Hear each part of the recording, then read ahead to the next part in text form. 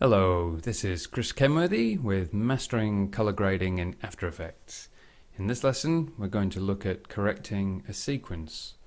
In an earlier lesson, I showed you how to take reference frames and compare them so you could see how to match a sequence, but we're going to look at a different way of approaching things here.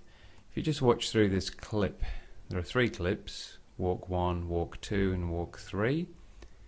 And you can see that although they were clearly shot on the same day, the lighting in each one is different. There's a lot of green in that one, quite a lot of red in that one, and this middle one's a little bit washed out. So when you're grading for a sequence, partly what you're trying to do is to match those shots so that they look similar, but you're also, as we discussed in the last lesson, you're trying to create a look and an atmosphere. So when you do that, you want to apply that look to each clip. First of all, you need to look at exactly what you're trying to achieve. In this sequence, we are going to want to create an atmosphere, a look, a feel that we like, but there are a few other things we want to do as well. If you look closely, you can see that as the actor approaches the fence and we cut to the next clip, in reality, she's in a different place here altogether. This was shot somewhere else and has been flipped in After Effects to try and cover that fact. If you look behind her, you can see there's more of this fencing and not this wall as there should be. So she reaches the end there and we cut back to the original location. Shot in 2 locations, slightly different times of day. So the lighting's different, the colors are different, and we're trying to cover the fact that we've actually flipped an image. So color correction and color grading isn't just about getting the colors right, it can be about storytelling. And we're very much telling a story here. We're hiding one of the cinematographer's tricks, and we're making the whole sequence blend together. Now I've done the initial work already, so I'll just select all the clips and turn the FX on, and you can see what I've done. For this first one, I've just increased the contrast and brought up the saturation of the midtones a little. In this one, again, working on a sort of reddish increase there, and in this final one, I've reduced some of the green and pushed the red up. So you can see now when you play these 3 together, they match reasonably well. Now you can go in and do the creative work. But how do we go about doing that? If I go into this clip, for instance, and do creative work in the interface, those settings aren't going to be transferable to the other clips because I'd be taking all the original RGB settings and all the HSL. One solution is to apply color finesse again on top of itself. So I could just go in like this, and we've got another version. I could do all my creative work. Let's just do something very quickly. That's not what we want, but let's just pretend. And then I could copy this filter and paste it onto all the others. That is one solution, but it's clunky and messy and far from ideal. It's better to use an adjustment layer. So go to Layer, New, and Adjustment Layer, and then apply Color Finesse to that adjustment layer. This way, all the work you do in this interface will be reflected across all the clips, and I'm sure if you've used adjustment layers in After Effects you know how this works. There are pros and cons to this approach when doing color correction. The good thing about it is that you can potentially correct an entire scene. Because you've done that base grading for each clip individually, you can then go into your adjustment layer, create your atmosphere, and the whole sequence will work. The downside is that sometimes you'll come across a clip that just doesn't work with the adjustment you've done, and you'll have to go in and do a separate correction. That's okay though, it's still a big time saver. The key to this though is to do a little bit of that creative work in your base grade. So when you look at this clip here, you can see that I didn't just correct in the most obvious way, but I tried to introduce some of this reddish glow into the skin tones. I made the shadows a little darker. I was going for a general feel of what I think the atmosphere might be.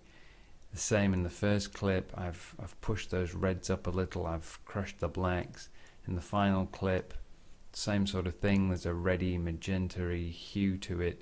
So I wasn't just going for whites are white, blacks are black. I was trying to give it a little bit of the atmosphere already. Having done that, when we apply an adjustment layer, it's much more likely to work across the sequence.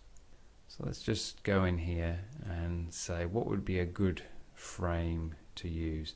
The beautiful thing is that we can go all the way through the sequence here because we're using an adjustment layer. So I'm just looking at the scope and you're getting an idea for how different these clips are. You can see that middle clip's got a lot more brightness in it than these two. So in theory I might want to go back to that one and pull some of the brightness down, but I'm not going to. I'm just going to pick a frame that I think is a good reference for the whole sequence and adjust that. So let's take one from here. That's not bad. And we'll do our creative work. I'm not here to do the usual gain, pedestal and gamma. I just want to do some creative color correction. So I think I want to introduce a little blue into the shadows. I'm going to go into the RGB shadows and push the blue gamma of the shadows up. You can see that effect over here, and you can see it in the tree as well. Those shadows have gone slightly bluer. I'll just drag through the whole sequence to see how that works. It's much stronger in these clips that are either side because they contain more shadow. So what I'll do now is leave it on this frame and make some adjustments here. I'll pull the blue pedestal down a fraction, the blue gain up. Yeah, I quite like that. I'll check back to this one. Yeah, that's looking good.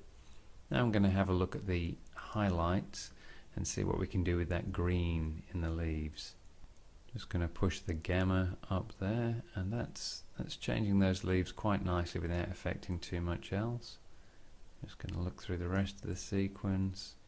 Yeah, that works pretty well there. Now let's have a look at the midtones. Because I was going for a reddish look all the way through, it might be interesting to just pull the blue down in the midtones as well to see what we get. There we go. That's slightly yellower than I would have imagined.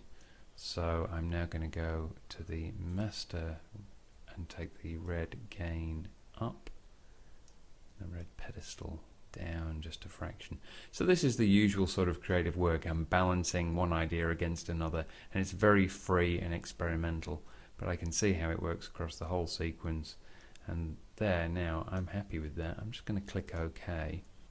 And when we play through, you can see that whole sequence now works very cohesively.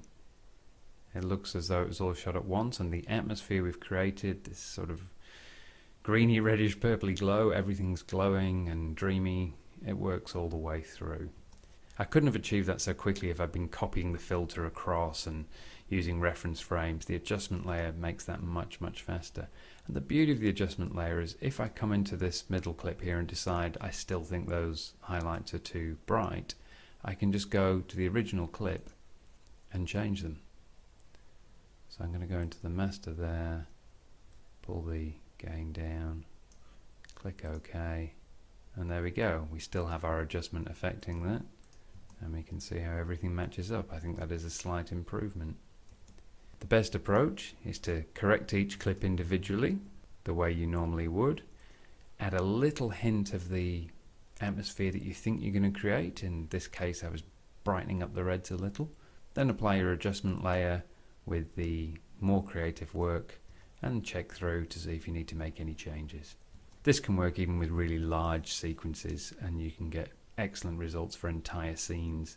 Helps if they've been lit well. When you're using outdoor footage like this that wasn't lit, we're just using available light, it's much trickier. If you've had a cinematographer light your scene, it's going to be extremely easy for you. In the next lesson, we're going to look at a new tool and see how we can change colors quickly and in a new way.